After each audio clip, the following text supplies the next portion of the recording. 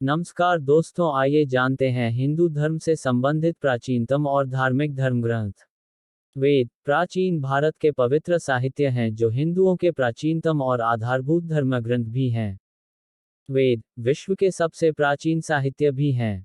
भारतीय संस्कृति में वेद सनातन वर्णाश्रम धर्म के मूल और सबसे प्राचीन ग्रंथ है।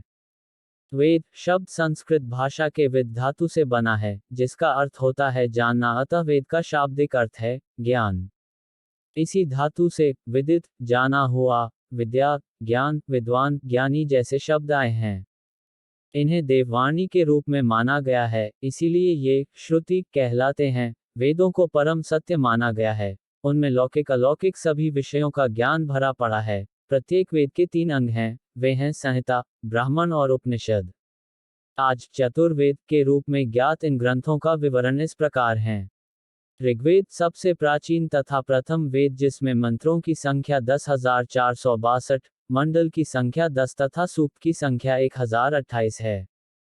ऐसा भी माना जाता है कि इस वेद में सभी मंत्रों के अक्षरों की कुल संख्या 4,32,000 है। इसका मूल विषय ज्ञान है। विभिन्न देवताओं का वर्णन है तथा ईश्वर की स्तुति आदि। यजुर्वेद इसमें कार्य क्रिया व यज्ञ समर्पण की प्रक्रिया के लिए 1975 गद्यात्मक मंत्र हैं। सामवेद इस वेद का प्रमुख विषय उपासना है। संगीत में लगे शूर को गाने के लिए 1875 संगीतमय मंत्र। अथर्ववेद इसमें गुण, धर्म, आरोग्य एवं यज्ञ के लिए 5977 कवितामयी मंत्र हैं। चारों वेदों का संबंध यज्ञ से है। यज्ञ करने में 4 प्रकार के ऋत्विजों की आवश्यकता होती है, यथा होता, उद्गाता, अध्वर्यु, ब्रह्मा को अपौरुषेय यज्ञ जिसे किसी पुरुष के द्वारा न किया जा सकता हो, अर्थात ईश्वरकृत माना जाता है। ये ज्ञान विराट पुरुष से व कारण ब्रह्म से श्रुति परंपरा के माध्यम से सृष्टिकर्ता ब्रह्मा जी ने प्राप्त किया माना जाता है। ये भी मान्यता है कि परमात्मा ने सबसे पहले 4 महर्षियों, जिनके अग्नि, वायु, आदित्य और अंगिरा नाम थे, के आत्माओं में क्रमशः ऋग्वेद, यजुर्वेद, सामवेद और अथर्ववेद का ज्ञान दिया। उन महर्षियों ने फिर यह ज्ञान ब्रह्मा को दिया।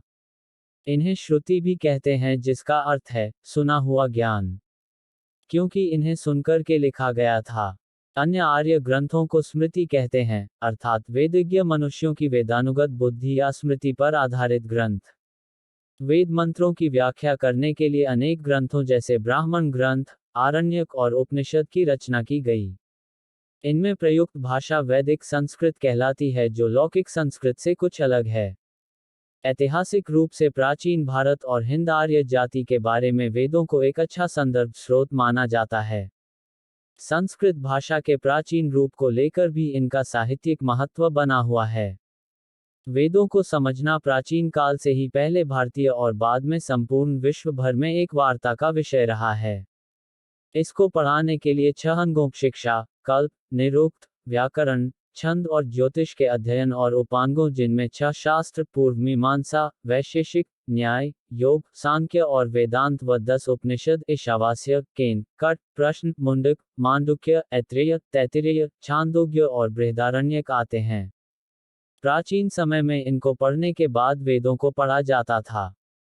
प्राचीन काल के वशिष्ठ, शक्ति, पराशर, वेदव्यास, जैमिनी, याज्ञवल्क्य, कात्यायन इत्यादि ऋषियों को वेदों के अच्छे ज्ञाता माना जाता है। मध्यकाल में रचित व्याख्याओं में सायण का रचा चतुर्वेद भाष्य, माधवीय वेदार्थ दीपिका बहुत मान्य है। यूरोप के विद्वानों का वेदों के बारे में मत हिंद आर्य जाति के इतिहास की जिज्ञासा से प्रेरित रही है। अतः वे इसमें लोगों, जगहों, पहाड़ों, नदियों के नाम ढूंढते रहते हैं, लेकिन ये भारतीय परंपरा और गुरुओं की शिक्षाओं से मेल नहीं खाता। 18वीं सदी उपरांत यूरोपियनों के वेदों और उपनिषदों में रुचि आने के बाद भी इनके अर्थों पर विद्वानों में असहमति बनी रही है। वेदों में अनेक वैज्ञानिक विश्लेषण प्राप्त होते हैं।